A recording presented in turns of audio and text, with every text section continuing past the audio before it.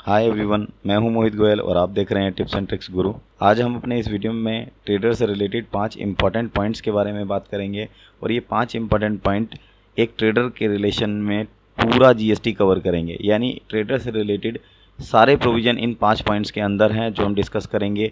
आप इसे small handbook की तरह यूज़ कर सकते हैं ट्रेडर्स के केस में। तो सबसे पहला प्रोविज़न जो है वो टाइप ऑफ सेल्स है। यानी सेल के बारे में जो प्रोविज़न है वो ये है कि अगर लोकल सेल है यानी विद इन स्टेट सेल है तो वहाँ पर 2 टैक्स लगेंगे, एक एसजीएसटी और एक सीजीएसटी। अगर आइटम का रेट 28% है तो वहाँ पर 14% एसजीएसटी और 14% सीजीएसटी चार्ज होगा। दूसरा टाइप है सेंट्रल सेल्स, जहाँ पे स्टेट के बाहर सेल हो रहा है वहाँ पर आईजीएसटी चार्ज होगा, यानी 28% सीधा आईजीएसटी चार्ज करेंगे।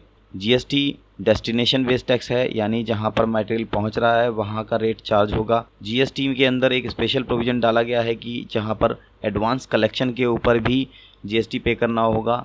अर्लियर एक्साइज लॉ में आपको मटेरियल रिमूव कर हुए टैक्स पे करना था, लेकिन एडवांस पे कोई टैक्स नहीं था, जबकि सर्विस टैक्स में पहले ही एडवांस के ऊपर टैक्स था।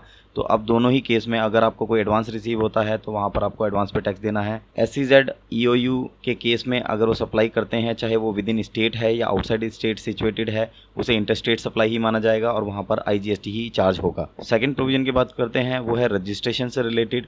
तो अनरजिस्टर्ड पर्सन कौन होंगे? जिनका टर्नओवर 20 लाख रुपए से कम है और उनको रजिस्ट्रेशन लेने की रिक्वायरमेंट नहीं है, उन्होंने रजिस्ट्रेशन वॉलंटरीली लिया भी नहीं है, तो उनको अनरजिस्टर्ड डीलर बोलेंगे। और अगर जो स्पेसिफाइड स्टेट्स हैं, ईस्टर्न स्टेट्स हैं, वहाँ पर ये लिमिट 10 लाख रुपए है, यानी 10 लाख रुपए से कम का टर्नओवर है और उन्होंने अपना वॉलंटरी रजिस्ट्रेशन नहीं लिया है, तो उसे अनरजिस्टर्ड डीलर बोलेंगे। जो रजिस्टर्ड पर्सन है वो 20 लाख रुपए और स्पेसिफाइड स्टेट्स में 10 लाख रुपए से ज़्यादा का टर्नओवर रखते हैं तो उनको रजिस्टर्ड बोला जाएगा और उनको रजिस्ट्रेशन लेना मैंडेटरी होगा। अब बात करते हैं कंपाउंडेड लेवी स्कीम की। जो कंपाउंडेड लेवी स्कीम है वो अगर टर्नओवर 75 लाख रुपए से कम है तो वहाँ पर आप कंपाउंडेड लेवी स्कीम को अप्लाई कर सकते हैं उसके लिए।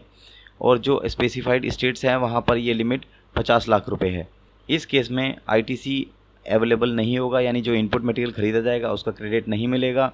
इस केस में आप आउटसाइड द स्टेट सप्लाई नहीं कर पाएंगे, यानी कंपाउंडेड स्कीम ली है तो उसे आउटसाइड स्टेट नहीं बेच पाएंगे। जीएसटी जो पेबल होगा वो एज ए ट्रेडर अगर होगा तो वहाँ पर जो ट्रेडर हैं उनको 1% जीएसटी पे करना होगा अपने टोटल टर्नओवर पर, और वो इसे इनवॉइस पे भी चार्ज नहीं कर पाएंगे। 1% को 0.5% सीजीएसटी और 0.5% एसजीएसटी के तौर पे इनवॉइस पर चार्ज करना होगा।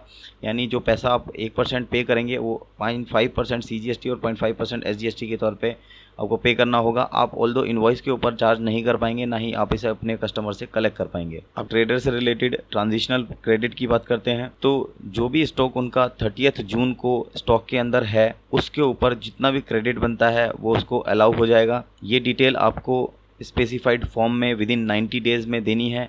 यानी आपके पास जो 30 जून को स्टॉक है वो आप उसकी लिस्ट डिपार्टमेंट के पास जमा करानी है।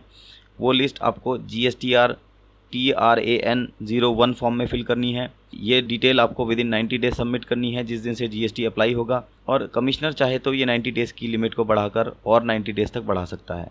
इसमें ट्रांजिशनल प्रोविज़न में और एक इम्पॉर्टेंट बात यह है कि जो क्रेडिट कैपिटल गुड्स के ऊपर है वो क्रेडिट भी, जो अनयूटिलाइज क्रेडिट रह जाता है वो भी आपको अलाउ हो जाएगा। ऑल्दो आप रिटर्न में अनयूटिलाइज कैपिटल गुड्स का क्रेडिट नहीं दिखाते थे तो ये अमाउंट भी आपको अलाउ हो जाएगा, लेकिन आपको TRAN 01 जो फॉर्म है उसमें टोटल क्रेडिट, अवेल्ड क्रेडिट और बैलेंस क्रेडिट की डिटेल आपको मेंशन करनी होगी। एक और इम्पोर्टेंट बात जो ट्रांजिशनल क्रेडिट से रिलेटेड है वो ये है कि अगर किसी ट्रेडर के पास जो कि 30 जून को स्टॉक बचा हुआ है उससे रिलेटेड जो बिल्स हैं उस बिल में अगर एक्साइज स्पेसिफिकली मेंशन है तो आपको उस एक्साइज का भी पूरा क्रेडिट अलाउ हो जाएगा TRAN 01 में डिटेल फिल करके। अगर आपके पास स्पेसिफिक डिटेल नहीं है, यानी एक्साइज अलग से मेंशन नहीं है, केवल वैट मेंशन है, तो उस केस में आपको क्रेडिट वैट का पूरा रिटर्न के थ्रू मिल जाएगा और जो एक्साइज कॉस्ट में जुड़ी हुई है उसका क्रेडिट आपको मटेरियल को सेल करने के बाद जो उस पर आप सीजीएसटी चार्ज करेंगे उस सीजीएसटी का 60% आपको क्रेडिट अलाउ हो जाएगा अगर आपकी ड्यूटी 18% या उससे ज़्यादा है। और अगर आप उसे इंटरस्टेट सेल करते हैं और वहाँ पर 18% है तो उस केस में उसका 30% टोटल आईजीएसटी का आपको अलाउ होगा। यानी अगर आप विद इन स्टेट सेल करते हैं उस केस में सीजीएसटी अमाउंट का 60% आपको अलाउ होगा, अगर वो टैक्स 18% से ज़्यादा है टोटल टैक्स, अगर 18% से कम है तो वहाँ पर 40% अलाउड होगा। और अगर आप इंटरस्टेट सेल करते हैं तो वहाँ IGST अमाउंट का 30%, अगर 18% से ज़्यादा ड्यूटी है IGST और 18% से कम है तो उसका 20% आपको क्रेडिट अलाउ हो जाएगा। लेकिन ये क्रेडिट आपको GST पे करने के बाद ही अलाउ हो पाएगा।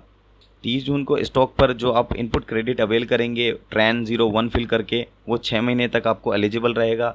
यानी आपको वो जो गुड्स आपने स्टॉक में रखे हुए हैं 30 जून को, उसको आपको 31 दिसंबर 2017 तक सोल्ड आउट करना होगा, बेच देना होगा। अदरवाइज़ उस स्टॉक पे जो क्रेडिट है वो लैप्स हो जाएगा, आपको उसका कोई क्रेडिट मिल नहीं पाएगा, क्योंकि सेल करने के बाद ही आपको उसका क्रेडिट वापस होगा। तो इस केस में अगर आप सेल नहीं कर पाते हैं तो आपको क्रेडिट नहीं मिल पाएगा। अब जिन स्टॉक की डिटेल जो आपने ट्रैन 01 में डिटेल दी हैं, उस स्टॉक का स्टॉक स्टेटमेंट आपको GST ट्रैन 2 में फ़ाइल करना होगा और ये स्टेटमेंट अगले 6 महीने तक आपको फ़ाइल करना होगा। एक और इम्पोर्टेंट बात वो ये है कि अगर कोई मटेरियल 1 जुलाई से 30 जुलाई के बीच में रिसीव होता है तो उसका भी इनपुट क्रेडिट आपको अलाउ हो जाएगा, एक्साइज ड्यूटी का भी और वैट का भी।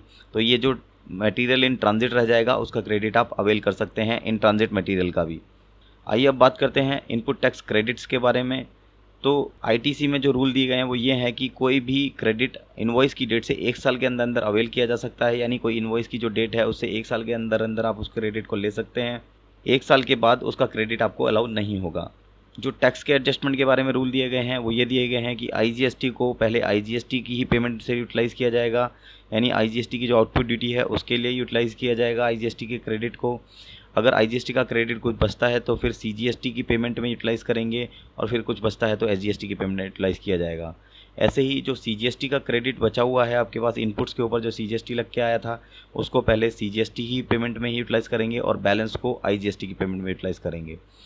SGST का जो बैलेंस आपके पास इनपुट में है उसको SGST की पेमेंट से यूटिलाइज़ कर सकते हैं और उसके बाद जो बैलेंस बच जाएगा उसको IGST के आउटपुट ड्यूटी को उससे यूटिलाइज़ किया जा सकता है। एक इसमें नोट करने वाली बात यह है कि CGST का जो क्रेडिट है वो SGST से सेट ऑफ नहीं हो सकता और SGST का जो क्रेडिट है वो CGST से सेट ऑफ नहीं हो सकता। अब 5वें इंपॉर्टेंट पॉइंट की तरफ चलते हैं जो कि रिटर्न से रिलेटेड है। तो कौन कौन सी रिटर्न्स फाइल करनी होंगी।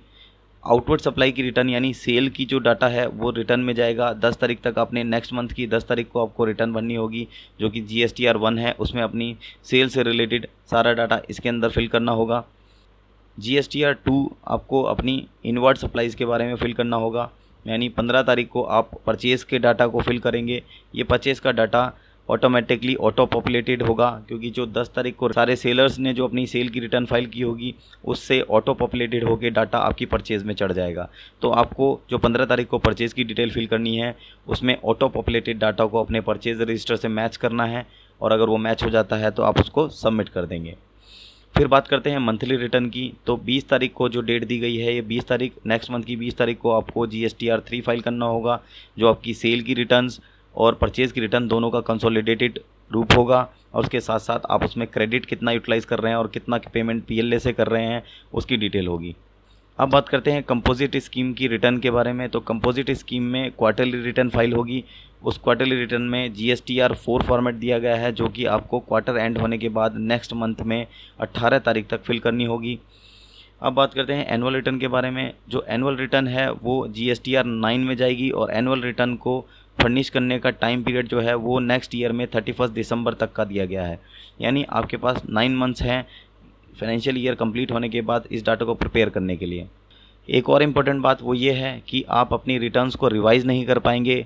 इसमें केवल ये ऑप्शन दिया है कि जो इनवॉइस या जिस क्रेडिट नोट डेबिट नोट में एडजस्टमेंट करना है उसको आप मॉडिफाई कर सकते हैं, यानी आपको पूरी रिटर्न रिवाइज़ नहीं करनी। आप में जहाँ पर एरर है उसको जाके आप अमेंड कर सकते हैं।